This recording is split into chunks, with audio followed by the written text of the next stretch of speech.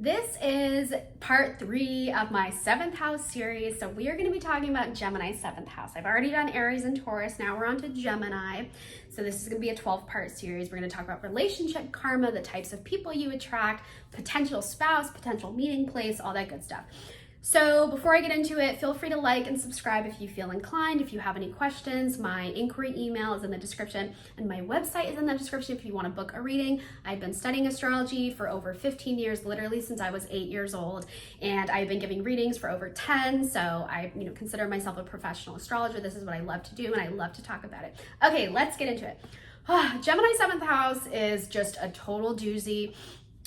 Because Gemini is such a versatile dynamic sign, there really isn't much of a type here. So you can attract anybody and everybody into your romantic stratosphere, basically.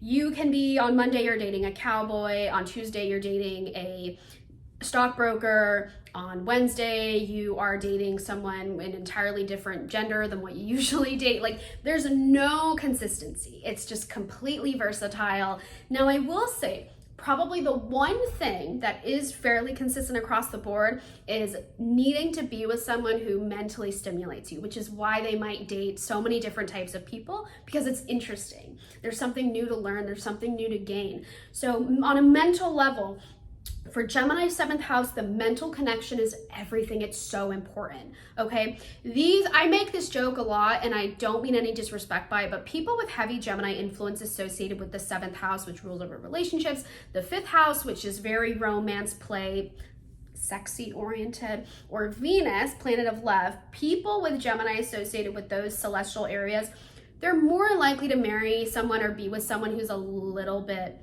with all due respect, kind of ugly. And there's nothing wrong with that. Ugly people can be really hot, okay? But they care less about looks. They care a lot more about the mental connection. They care more about someone's the ability to be stimulated and engaged. They're attracted to the mind. They're not attracted to the flesh. They're not attracted to any of that for the most part.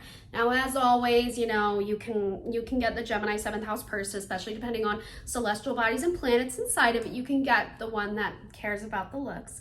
But for the most part, it's this that they care the most about. Now, when it comes to relationship karma, people with Gemini 7th house, there is an impatience there. So they are more likely to feel love at first sight. They're more likely to rush into a relationship without really giving it any thought in terms of how sustainable and long-term the relationship could be, very similar to Aries 7th house.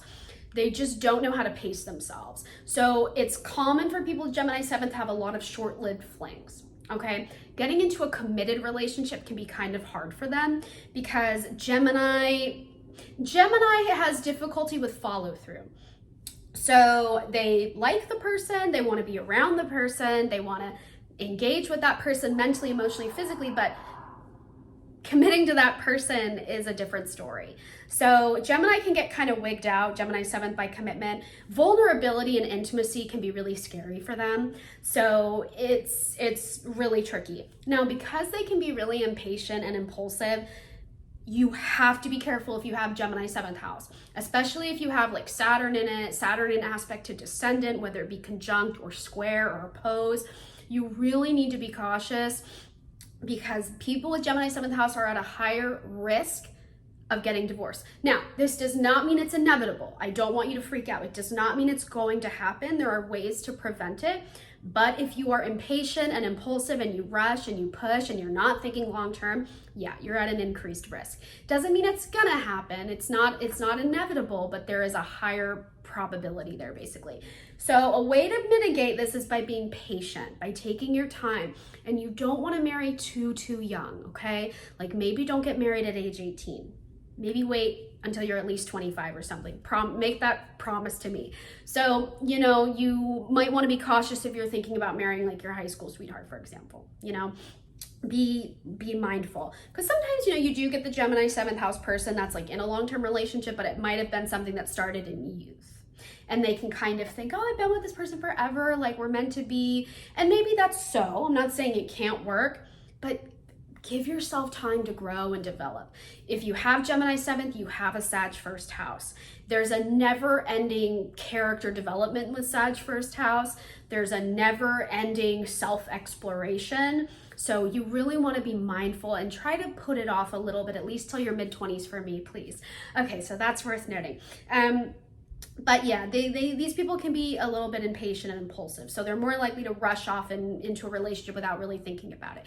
Now, you can mitigate this just by being patient. You can also mitigate this by kind of confronting your intimacy issues, confronting any fears of commitment you might have, because similar to Aries 7th house, you might also gravitate towards people who are unavailable because there's no real chance of getting into a relationship with them, so it feels safe. It feels safe to have a crush on the person you know you're never gonna get with, because there's nothing at stake, there's nothing at risk, there's no fear of losing freedom, and there's no fear of intimacy, because nothing's gonna happen, so whatever. It's this weird kind of mind twist.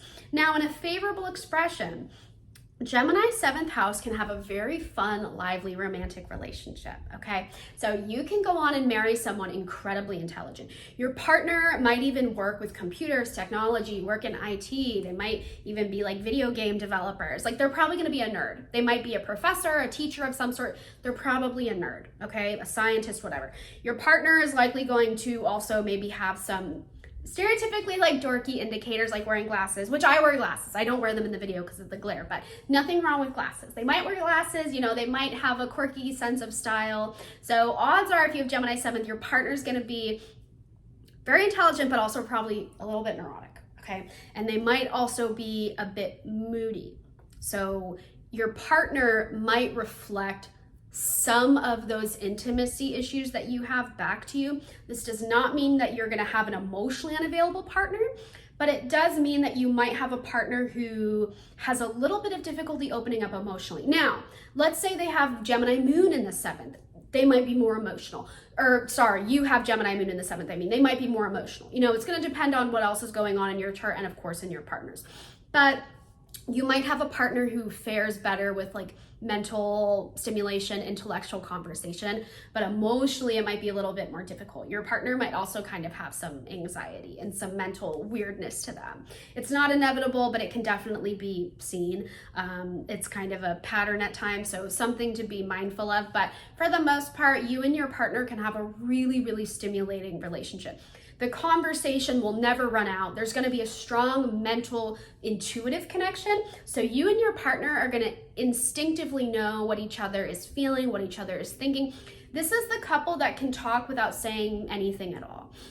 They read each other's body language. They can shoot each other a look and they know. They're like if they're at a party and one of them looks at the other and they go, okay, yeah, my partner wants to leave. Or if they're, you know, whatever it is that they're doing, you're gonna know. Like, this is the couple that excels at charades. You know what I mean? They get each other, and the conversations are endless. So they communicate very, very well for the most part. Now, for this couple, routine is important, otherwise chaos ensues. So if you have Gemini 7th house, it's important that when you get married and stuff, you have a relatively consistent routine with your partner. This doesn't mean you can't allow room for spontaneity or travel or trips, you know, planning fun things, but your home life, you need to curate an environment that is like clutter-free. Like, you just don't want any mental chaos to seep into your domestic space, basically. You want to make sure that your surrounding environment is like placid and peaceful, because it'll help you guys on like a mental level as a couple. It also kind of leaves space for more emotional intimacy. I know that might seem kind of random, but for Gemini 7th house people, when you're in a relationship, you want to kind of avoid like physical external clutter. So when you're sharing a space together, you want to at least try to have some organization and cleanliness, because again, there's a high possibility that you're going to marry someone a little bit neurotic and mentally all over the place. So doing what you can to like create a stress-free environment can like help you guys long term. For Gemini 7th house, you have an increased likelihood of meeting your partner online, meeting them in a social environment, meeting them in an environment that is socially and mentally stimulating. Like social media, you know, a place where people intentionally congregate to discuss, meeting at a museum, meeting at school. That's another one in like a library, even though I know in a library you have to be quiet, but you get my point. Like an environment where there is a meeting at a party, that's another kind of obvious one. Just an environment where there is an intentional desire to go and socialize and either learn, engage, you know, meet new people, things like that. So going and socializing is very helpful if you have a Gemini 7th house. That can expose you to a lot of people. I know that seems kind of like, well, duh. But you know, if you're like more introverted or something, it might be a good idea to try to branch out a little bit, get outside of your comfort zone, and you know, go socialize. Go give yourself the privilege of like going out, and even like going out alone, like going to an event alone. Don't be afraid to do that either. You can go out alone and meet people like all the time. So I don't want you to, especially if it's like someone's approaching you, you know what I mean? Like just leave yourself open and available. Don't worry about it. And you can also meet people while traveling, like going out and just doing new things. Even if you're doing them alone, that's okay. Now, another thing I forgot to mention is Gemini 7th house. You're also likely to marry someone who like shares your interests and hobbies, which is great. And odds are you and your partner will have a lot of similar beliefs, similar curiosity, similar interests, like I said. So you two can collaborate on like intellectual endeavors, creative endeavors, sharing certain pastimes and hobbies. So and also like watching movies, media, music. Those are also things you can connect with on your partner. So odds are your partner, they're probably going to be a little nerdy and techie, but they might also like be a musician. They might have some type of creative talent and hobby as well. So your partner will probably be really dynamic and versatile. Okay, so that's like everything I can think of in the moment. That's kind of the generalized gist of Gemini 7th house. As always, these things can kind of differ depending on what planets and celestial bodies you have in your 7th house, and also any planets or celestial bodies that are forming an aspect to your descendant. So that can really change a little bit here and there, but for the most part, that's Gemini 7th house. So if you have it, know someone, you have a crush on someone, you're married to someone, whatever, hopefully that gave you some good insight. Feel free to leave a comment if you resonate, and also feel free to leave suggestions about what you would like to see me make in the future. I have a bunch of video ideas, but I'm always open to any suggestions you might have. And again, I have my email in the description, my website in the description, and feel free to join my email list for exclusive promotions and little astrology insights and forecasts.